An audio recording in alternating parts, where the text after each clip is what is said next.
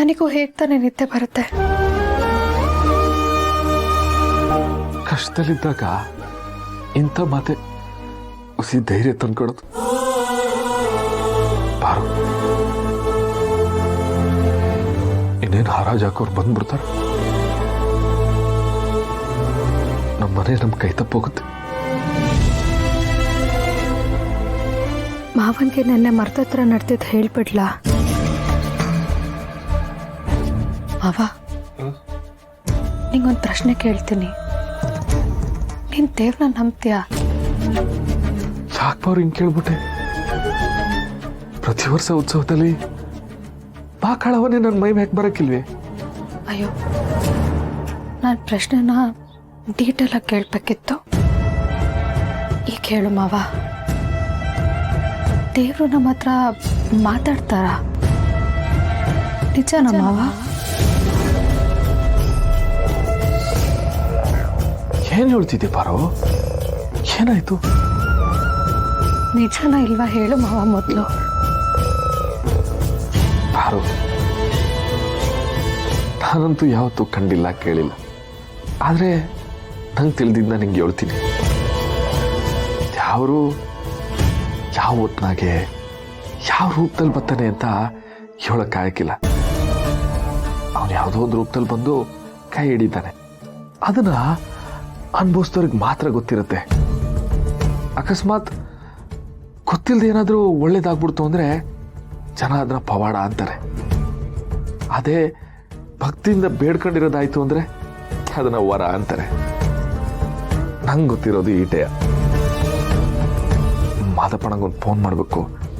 Phone ಮಾಡ್ಬಿಡ್ತೀನಿ.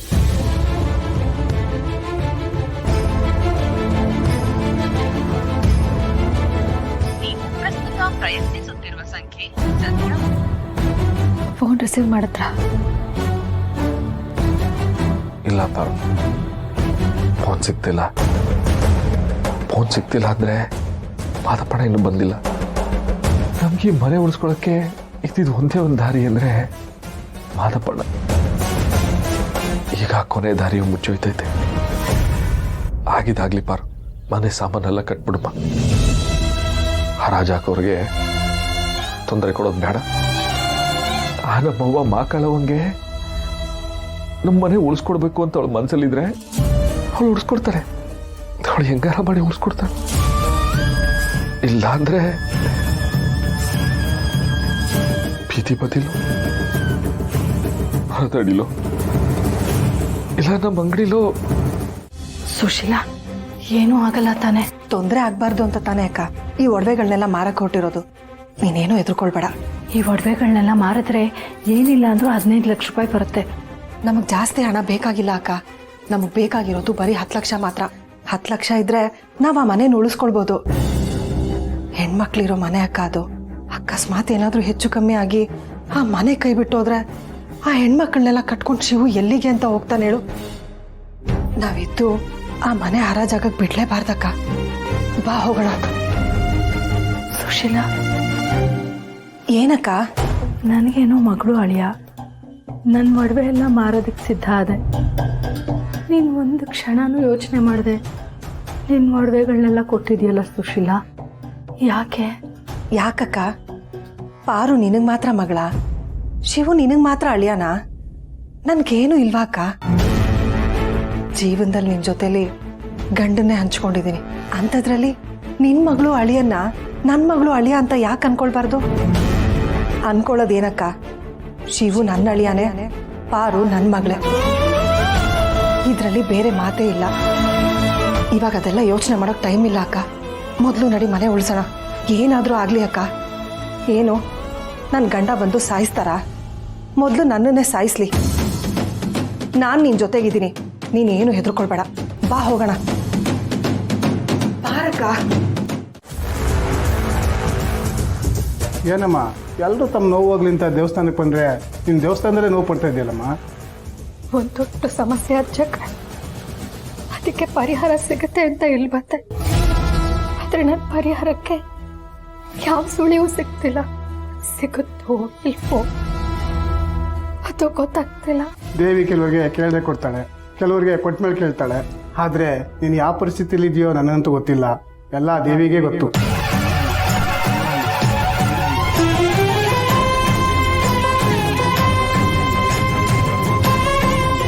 ಅವ್ವ ಮಕ್ಕಳವ, ಯಾಕವ್ವ ಇಂಥ ಪರೀಕ್ಷೆ? ನನಗೆ ನಮ್ಮ ಮನೇನ ಉಳಿಸ್ಕೊಳ್ಳೋದು ಬಿಟ್ರೆ ಬೇರೆ ಏನೋ ತಲೆಗೆ ಬರ್ತಿಲ್ಲ. ಇಲ್ಲಿ ಬಂದರೆ ಏನೋ ಪವಾಡ ಆಗುತ್ತೆ ಅಂದ್ಕೊಂಡೆ, ಆದರೆ ಏನೂ ಆಗ್ತಿಲ್ಲ. ಆ ಪಾಪಿ ವೀರಭದ್ರ ನನ್ನ ಮನೆ ನಾಶ ಮಾಡಕ್ ಹೋಯ್ತವನೆ. ಏನೂ ತಪ್ಪು ಮಾಡದೇ ಇರೋ ನನ್ನ ಮಕ್ಕಳಿಗೆ ಯಾಕವ್ವ ಇಂಥ ಶಿಕ್ಷೆ? ಹಾಗಾದ್ರೆ ನಿನ್ನೆ ನಾನು ಮರದ ಹತ್ರ ಕೇಳಿಸ್ಕೊಂಡಿದ್ದಲ್ಲ, ಭ್ರಮೆನ ಇರ್ಬೋದು. ನಿಜ ಜೀವನದಲ್ಲಿ ದೇವ್ರ ಬಂದು ಮಾತಾಡೋದಕ್ಕೆ ಹೇಗೆ ತಾನೇ ಸಾಧ್ಯ? ನಾನು ಕಷ್ಟದಲ್ಲಿದ್ದಕ್ಕೆ ಎಲ್ಲ ನಂಬಟ್ಟೆ, ಇವಾಗ ಎಲ್ಲಿದ್ದೇನೂ ಆಗ್ತಾ ಇಲ್ಲ. ಕಡೆ ಪಕ್ಷ ಮನೆಗೆ ಹೋದ್ರೆ ನನ್ನ ಗಂಡನ ಕಷ್ಟದಲ್ಲಾದ್ರೂ ಜೊತೆಯಾಗಿರ್ಬೋದು. ಅಲ್ಲಿ ನನ್ನ ಸೊಸೆಗೆ ಈ ದುಡ್ಡು ಕೊಡಬೇಕು. ಅಯ್ಯೋ ದೇವ್ರೆ, ಏನ್ ಮಾಡಲಿ ನಾನೀಗ? ಅವ್ವ ಅನ್ಯಾಯ ಮಾಡ್ಬೇಡವ್ವ.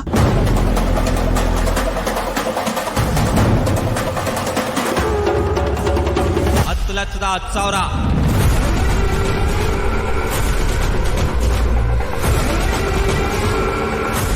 ಮಕ್ಕಳವ್ವ, ನನ್ನ ಮಕ್ಕಳ ಕಾಯವ್ವ, ಏನಾದ್ರೂ ಒಂದು ದಾರಿ ತೋರ್ಸವ್ವ.